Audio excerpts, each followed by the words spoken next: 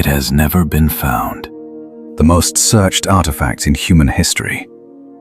The subject of more expeditions, more theories, more obsession than any object ever created. Indiana Jones searched for it.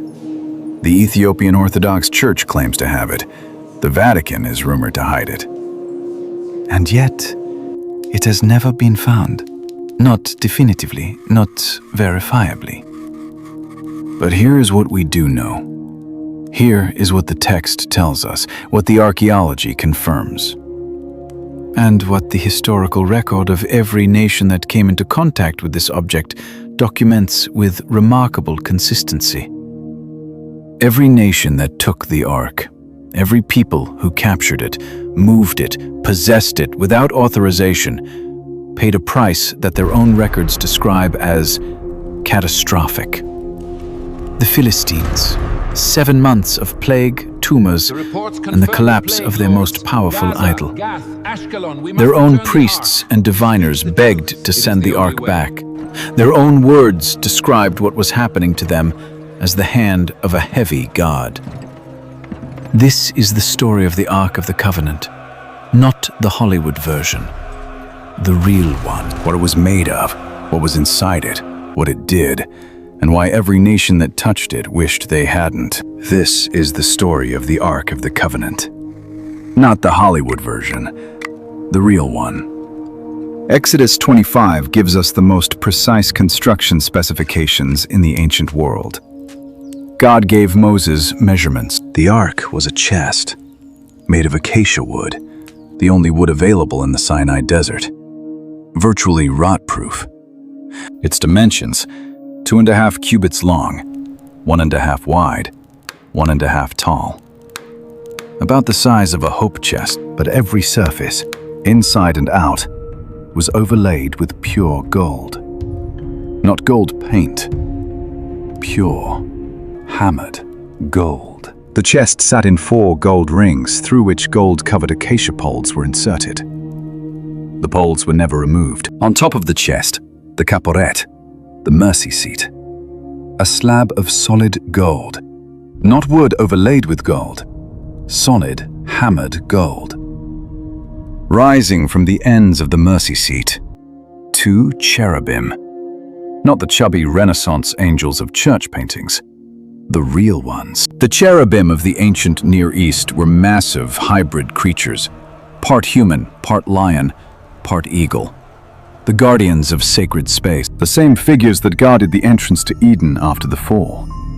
Their wings meeting overhead, faces turned downward. Scripture. And God said, "There I will meet with you. I will speak from above the mercy seat, between the 2 cherubim." Revelation. Quiet. The ark was not primarily a container. It was a throne, a portable throne for the God of Israel. The cherubim were the throne's armrests, the same iconography as ancient Near Eastern kings. Hebrews 9:4 gives the inventory of what the ark held. 3 objects. Each one the physical record of a specific failure. The tablets of the law. The 10 Commandments written by the finger of God, representing the covenant Israel broke almost immediately. Moses came down from Sinai, found the golden calf. The tablets inside the ark were the second set, given in grace after the breach. The law Israel broke, kept in the place where atonement happened. The broken covenant stored beneath the mercy seat. The jar of manna, supernatural bread that fed 2 million people for 40 years. That Israel called worthless, a golden jar of the food they despised. Preserved forever as testimony. God provided. Israel broke this. Israel rejected. Israel rejected this. Israel challenged this. Aaron's God rod kept that all of budded. it. A dead piece of wood that produced buds, blossoms, and ripe almonds overnight. The challenged authority confirmed. 3 objects, 3 failures. 3 evidences of grace maintained despite unfaithfulness. Theological anchor. And above all 3, the mercy seat. The cover over the evidence of failure. Once a year, only once, The high priest entered the Holy of Holies with blood. He sprinkled it on the mercy seat. The blood covered the evidence of the broken covenant. Certain, the atonement complete. For another year. The ark was the most theologically concentrated object in the ancient world. The throne of God, the record of human failure, the site of annual atonement, all three things. In one gold-covered acacia wood chest, in the most dangerous room in the ancient world. When Israel moved through the wilderness, God moved with them. Enthroned above the mercy seat, between the cherubim, now the nations that touched it. Because this is where the historical record becomes remarkable. Remarkable in the worst possible way. 1 Samuel 4. Israel went to war against the Philistines and lost. Badly. 4,000 men dead. The elders made a catastrophic decision. Bring the ark to the battlefield. Use the throne of God as a lucky charm. When the ark arrived in camp, all Israel gave a great shout, so that the earth resounded. The Philistines heard it. The Philistines knew the history of the Exodus. They were terrified. A god has come into the camp. Woe to us! Then they rallied, fought harder. Israel lost again. 30,000 infantry dead, and the ark was captured. The Philistines took it to Ashdod, to the temple of Dagon, their chief deity. They placed the ark beside Dagon's statue, a trophy of divine war. 1 Samuel 5:3. When the people of Ashdod arose the next morning, Dagon had fallen face downward before the ark of the Lord. They set Dagon upright. The next morning, Dagon fallen again, the head and both his hands cut off on the threshold, the idol dismembered, the ark untouched. The theological contest decided. 1 Samuel 5:6. The hand of the Lord was heavy against the people of Ashdod, and he afflicted them with tumors. The Hebrew word is ophalim, swellings and tumors. Mice ravaged the land. Scholars note, tumors, mice, mass death. Consistent with bubonic plague, the Philistines moved the ark to Gath. Tumors followed. They moved it to Ekron. The Ekronites cried out, "Bring it back! It will kill us all!" 7 months, 3 cities. And then the Philistine priests and diviners were called. What do we do with this thing? You must place the 5 Their answer, send it back with a guilt offering. 5 gold tumors and 5 gold mice. Load it on a new cart with 2 milk cows, never been yoked. The cows, separated from their nursing calves, went straight to Beth Shemesh, lowing as they went, against every maternal instinct. The 5 Philistine lords followed at a distance and watched. Their own test, their own result. The God of Israel was real, and the 7 months of suffering had been deliberate, confirmed by a test they designed themselves. But the ark was not done. When it arrived at Beth Shemesh, the people celebrated. And then, 1 Samuel 6:19, God struck down some of the men of Beth Shemesh because they looked inside the ark. 70 men for looking inside. The ark was not a museum exhibit. The holiness concentrated in that location was not safe to encounter without authorization. The men of Beth Shemesh lamented, "Who is able to stand before the Lord, this holy God?" The ark was moved to Kiriath Jearim, where it remained for 20 years. And then David came for it. 2 Samuel 6. One of the most sobering moments in Scripture. David organized a procession. 30,000 chosen men, music, celebration. A new cart to transport the ark to Jerusalem. The new cart hit rough ground. The ark began to tilt. A man named Uzzah reached out to steady it. Slow, hold. 2 Samuel 6:7.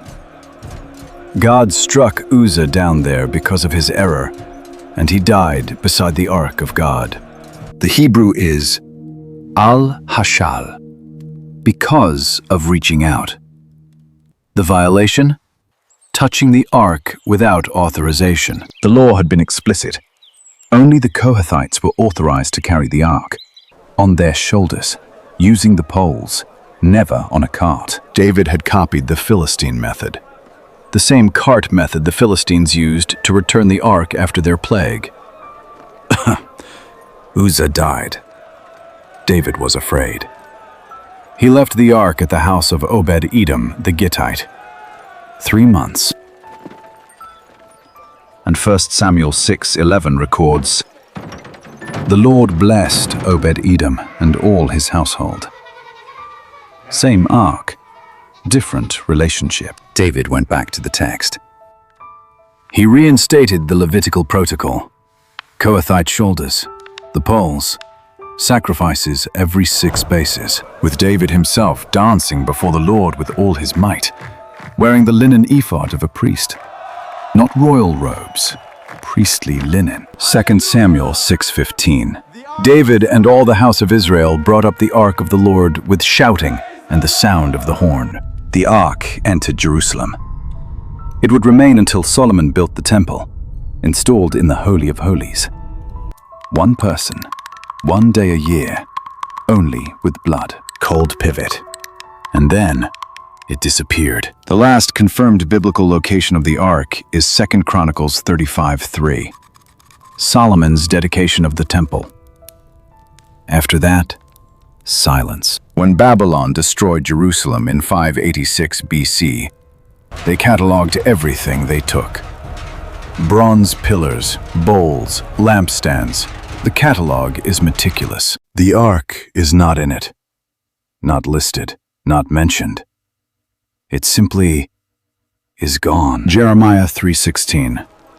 They shall say it no more. It shall not come to mind, or be remembered, or missed. It shall not be made again. The second book of Maccabees records, Jeremiah hid the ark in a cave on Mount Nebo before the Babylonian invasion and sealed the entrance. When the exiles returned from Babylon and tried to find it, they couldn't. The place would remain unknown until God gathers his people together. Ethiopia claims the ark is in the Church of Our Lady Mary of Zion in Aksum, brought there by Menelik I, son of Solomon and the Queen of Sheba. The Ethiopian Orthodox Church maintains a single guardian monk, the only person allowed to see it. When he dies, a successor is appointed. No outside verification, ever. Honest. Where is it now? The honest answer is, we do not know. Ethiopia's claim is the most ancient and consistently maintained. The Aksum tradition predates Christianity in that region. So why did every nation that touched it pay a price? The text gives a coherent answer that doesn't require miracles to be explained, and doesn't explain them away. The ark was the location of the divine presence in physical space. The Shekinah, the glory of God, dwelt above the mercy seat between the cherubim, and the holiness of that presence was not metaphorical. It was as real and as physical as radiation. Radiation is not evil. It is energy. It is power. It doesn't hate the people it kills. It simply is what it is. And what it is cannot coexist with unprotected human tissue. The ark was not vengeful. The ark was not magic. The ark was the location of a holiness so total, unauthorized contact was catastrophic, not as punishment, as physics. The Philistines weren't more sinful. Uzzah wasn't a bad man. They encountered a holiness without protocol. The mercy seat, the kaporet, was the cover that made approach possible.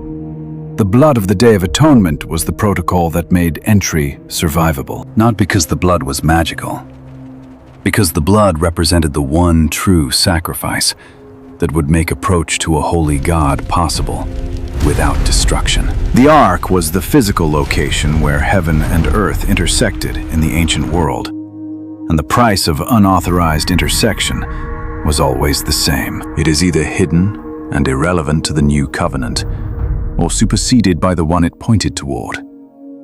Both scenarios end the same way.